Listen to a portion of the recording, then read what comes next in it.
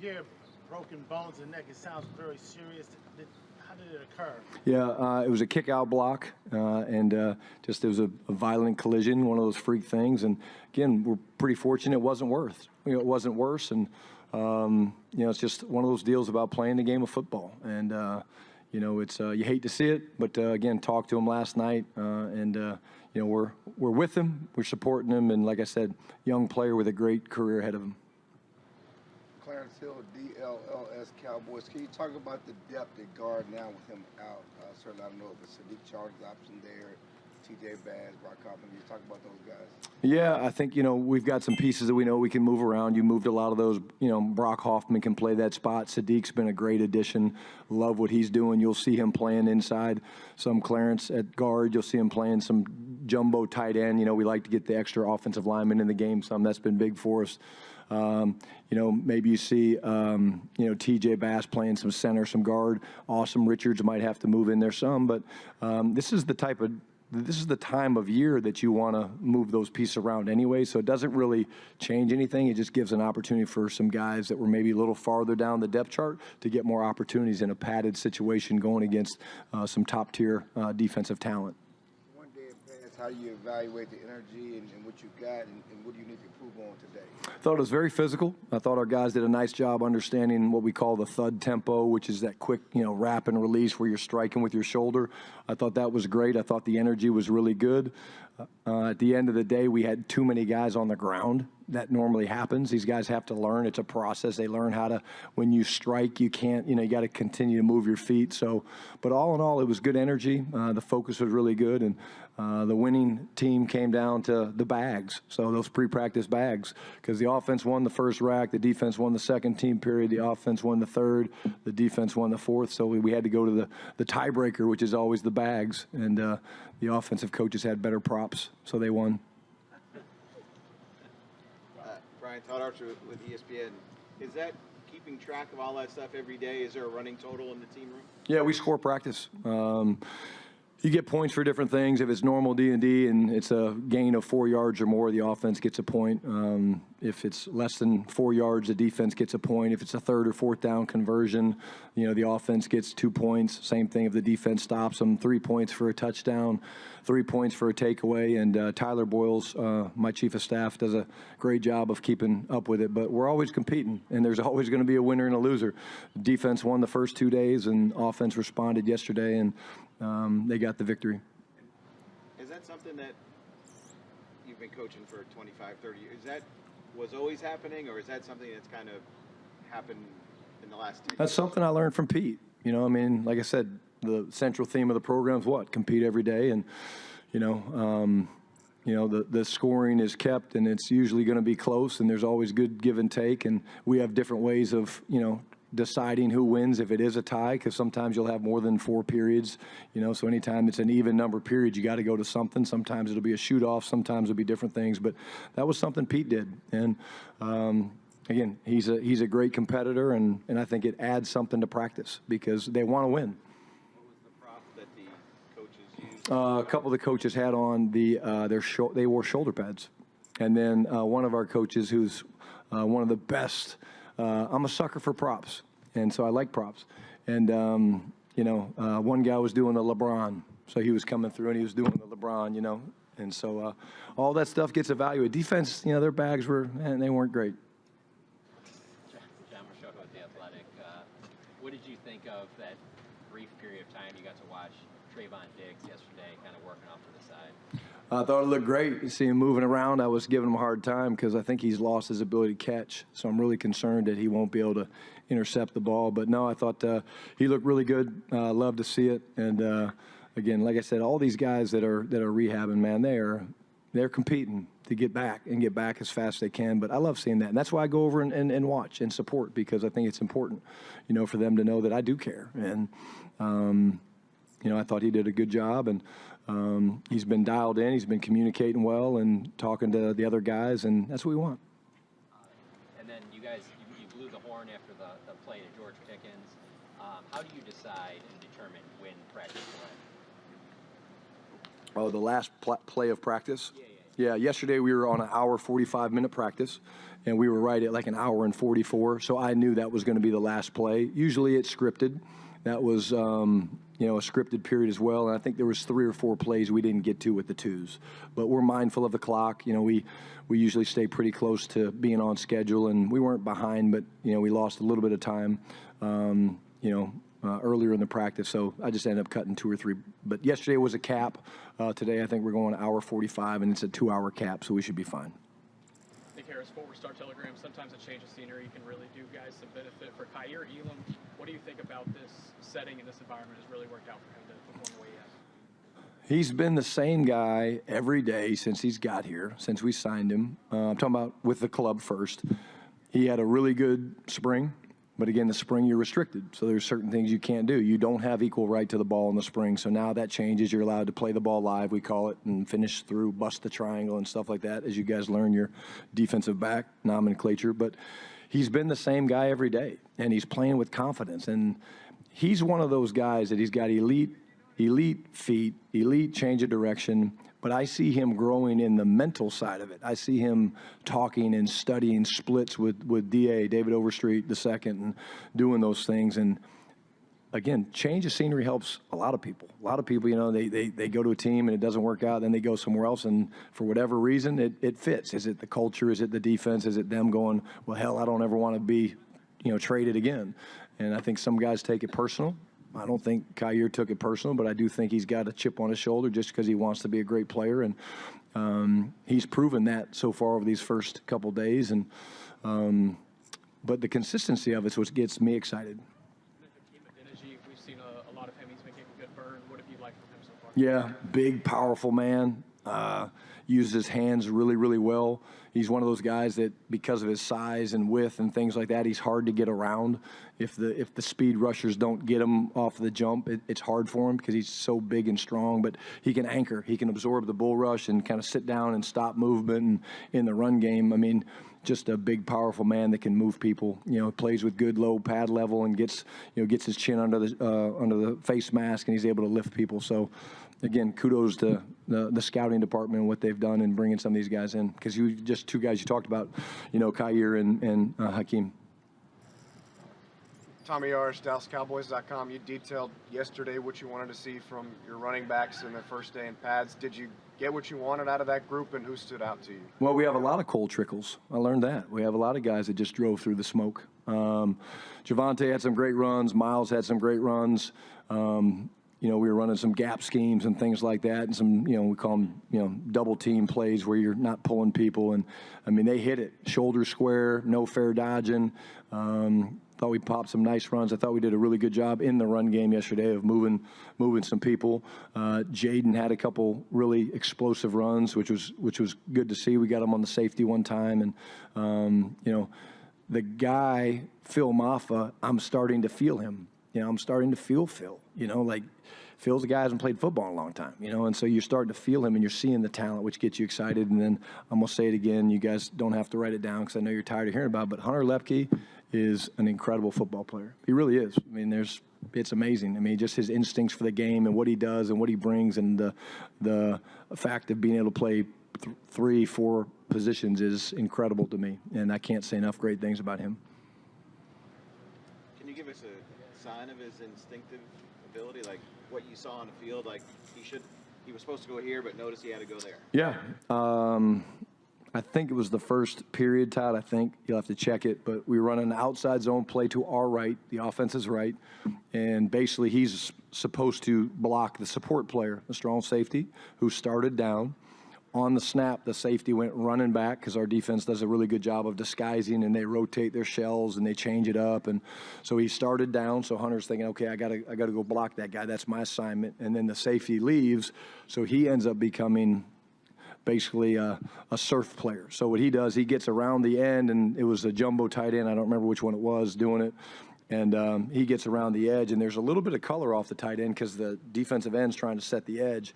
And he just very subtly, very simply shoots his left hand and puts the defensive end back onto the tight end because his threat wasn't there, and then he carries on to the second level and blocks his safety. It's like those things it sounds easy, or maybe it doesn't sound easy. You guys are probably like, that sounds like a lot.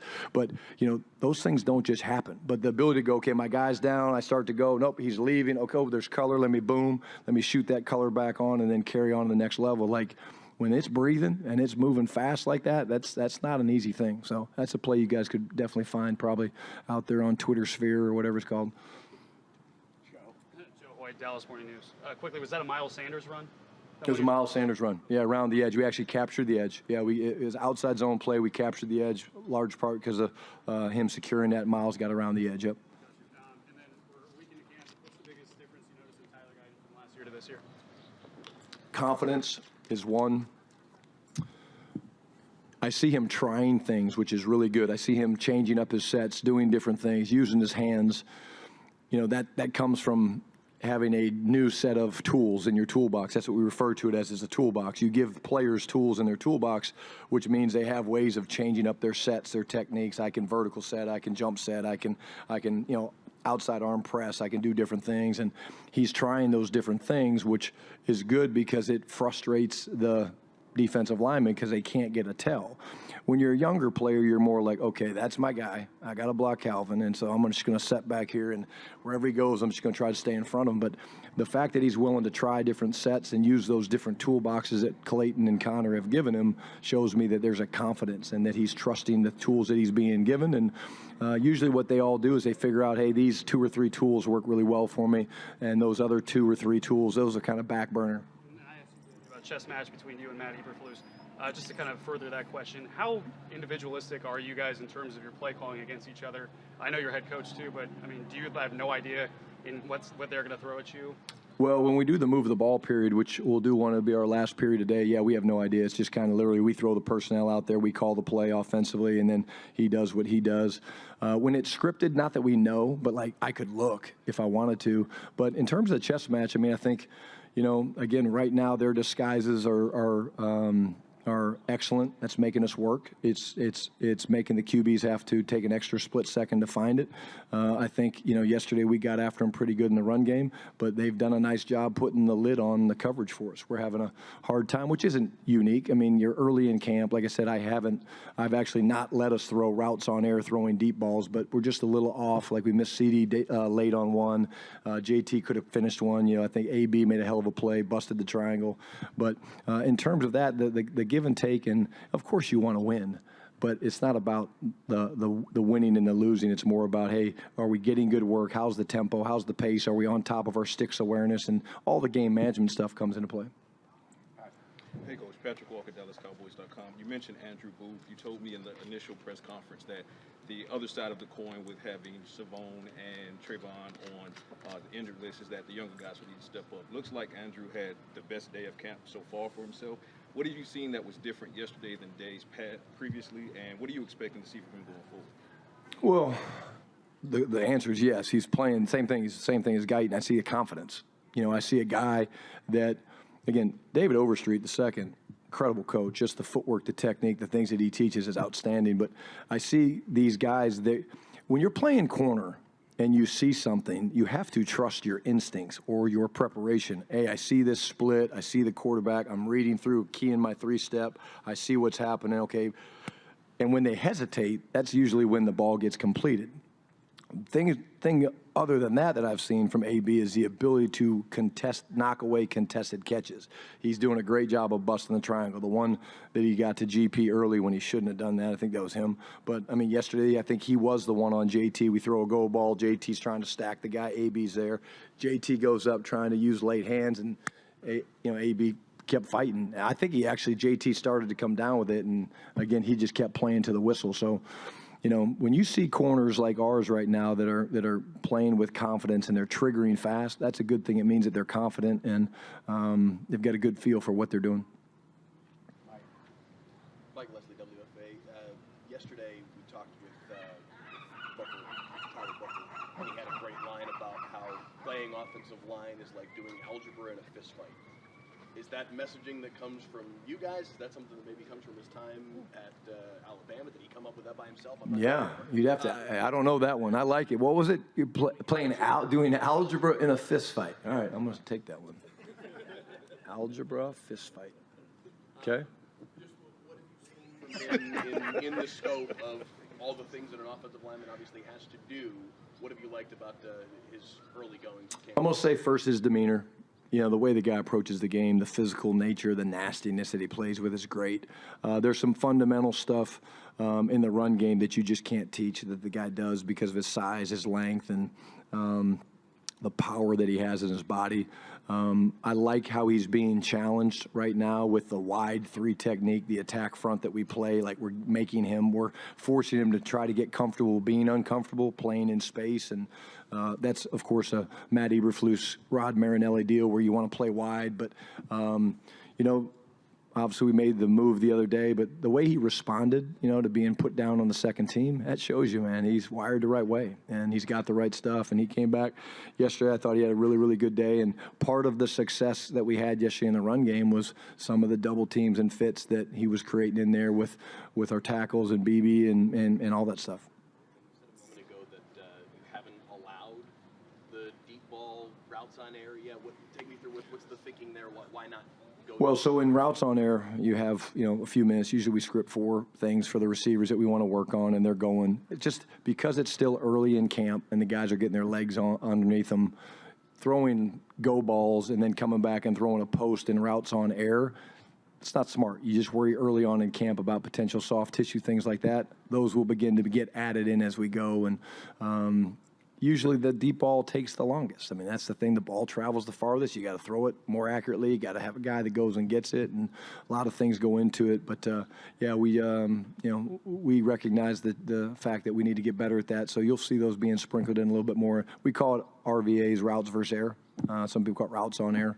But you'll see a little bit more deep balls mixed in there as we go. Pat. Hey, Ryan. Pat Doney with NBC5 in Dallas.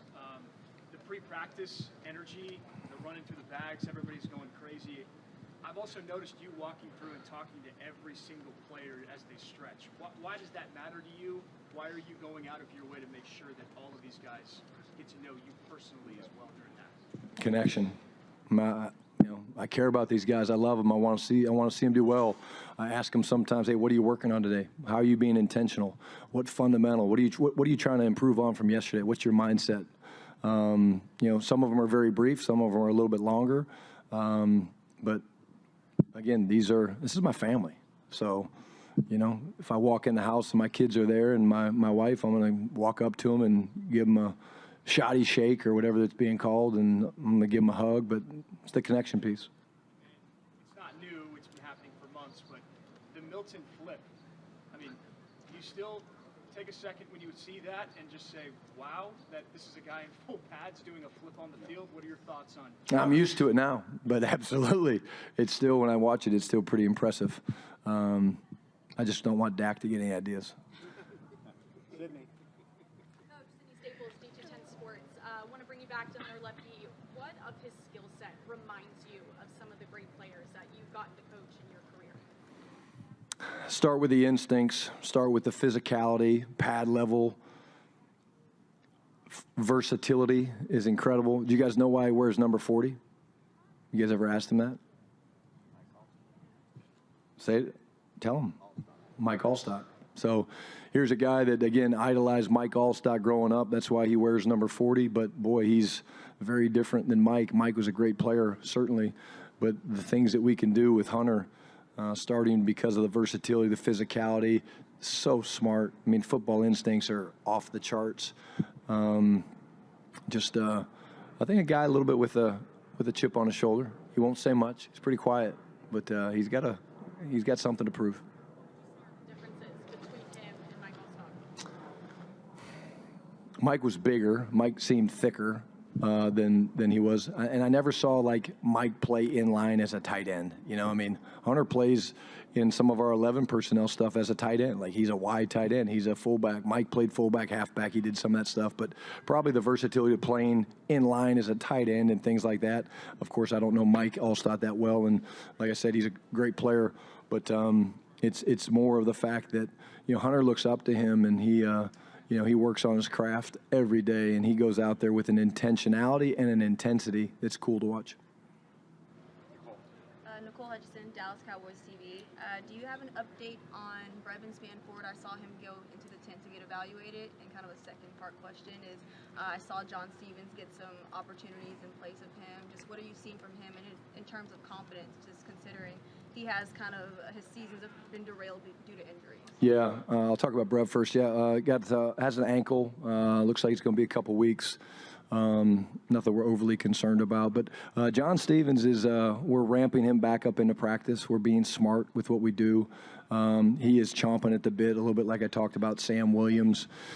You know, we all know the talent that he has. But, again, to talk about the work ethic and what this guy had to persevere and fight through, and you know, anybody that's ever been injured and then injured twice in 2 years, like just the mental anguish that you go through. I mean, this young man, you know, I can't say enough great things about him and his work ethic and what he did with our trainers and Jim and Britt Brown and you know Harold Nash and his staff. Like, he hasn't missed a day. And what's cool for me as Dak was rehabbing is watching the influence that a veteran player like Dak has on a John Stevens, Nate Thomas, Vaughn. You know, I mean, like, that's what I like, is I like when the veterans, and not take Dak's name out of it, doesn't matter, but when they really become interested in the success of their younger teammates, that's when something's clicked from a culture standpoint. Brad Sham, 105.3 The Fan. When you talk about a guy with the unusual, versatile skill set of Lipke, at what point do you have to figure out how best to you? Can you get lost in the versatility and not wind up using him the best way to use him, whatever that is? Yeah, I could say the answer would be you hope that never happens. When you get into a game plan situation, Brad, it's a little cleaner. Like right now, we're literally just installing plays. Install 1, install 2. Today is install 5, I think. So, you know, everything now is scripted, but in a game, it's pretty tight. You know, but what it does give you is if there is injuries, he can fill so many holes. So he's so valuable because he's great on special teams. He's a great fullback. He's a talented runner. He's a good tight end. He can catch the ball in the backfield. He can do all these different things. And so, therefore, he can bail you out in a lot of spots, and you don't lose really much because he's such a talented young man. But you guard against that. But I think really when you get into the season, it doesn't happen very often because it's very specific. Right now we've got plays that are up out of 4 personnel groupings. You could run from 11, 21, 12, whatever it is. When you get into the game, it's going to be 1 or 2 things, and that's it. Kyle Yeomans, Cowboys TV. You mentioned yesterday the importance of 11 personnel and the benefits of that versus running 9-on-7 or 7-on-7. What did you learn from the first practice of really working the run game at 11-on-11? And was the Hunter Lipke play that you talked about earlier an example of why that is beneficial? Yes, I would say what jumped out of me yesterday was the way our receivers blocked in the run game. And the fans are going, oh, great, they're blocking. But we're going to run the damn ball. You ain't got to worry about that. We're going to run the football. So, but like we had a play, we were in a little tight, condensed bunch set, and it was Jalen Cropper at the point, and I think it was Trayshawn outside of him, and we had to basically go double inside to get to an inside piece. And I mean, Crop went flying in there and just struck the guy and did an unbelievable job. Like, to be a great football team, it's got to be selfless, and receivers have to block. And that jumped out at me yesterday. But you don't get that, to your point, you don't get that 9-on-7. They're over there running their routes and putting their wristbands on and fixing their gloves, checking their headbands and all that shit. And it's like, hey, let's go get some dirty work done. Why do you think so many guys are on the ground? It happens. I mean, Calvin, it does happen. I would hope there's less on the ground today. These guys, remember, I mean, the way the NFL sets it up for us is, you know, you can almost have 0 contact during the spring. I get it. Then you've got this little ramp-up period. But then when you put pads on, I mean, the last time our guys were in pads was January, right? So it happens. And then the veterans are always better than the young players. The veterans kind of know how to practice. They've learned that trait. They've learned that skill. It's like, you know, learning how to ride a bike. You kind of, okay, yeah, all right, let me dust this off a little bit. I know how to do it. But the young guys and them kind of learning the tempo is a little bit different. And then, you know, the worst thing you can do is have a guy that is consistently on the ground, and we really don't have that right now. And sometimes like Donovan, we were running a game yesterday, and Donovan Ezraku was running a game, and T.J. Bass trying to pass the game tripped. I mean, that's football, and you don't want it to happen, but it does happen. And again, I hope today, and I expect today, will be better. We saw him get some reps with the ones yesterday. What did you like from him early on? And with these spring football guys, do they show up more ready to hit the ground running, if that makes sense, or is there kind of a freshening period that you have to do with these guys? Well, they have some catching up to do because of the learning process. Sometimes they miss things. I can't remember. I mean, Perry, I think we got last day or something like that. It was late. I know that. But again, experience in the attack front, that helps. He's heard Aaron Whitecotton 100 times, talk about how different ways we run the games and who's the penetrator, who's the wrapper, all those things. He's heard those things. So it doesn't surprise me that a guy like that is, showing up early out there. He knows the system. He knows this defense, and he's a veteran. And again, veterans have an easier time in the early parts of training camp, and that's why you get excited when you watch a guy like Tyler Booker come off of a day where he was working with the twos, and then he comes back yesterday, and you're like, oh, okay, he's figuring it out. He's kind of piecing it together, and I think that's the biggest thing you look for from young guys and vets. And Perion's doing a great job. Alrighty, thank you. Thanks, guys.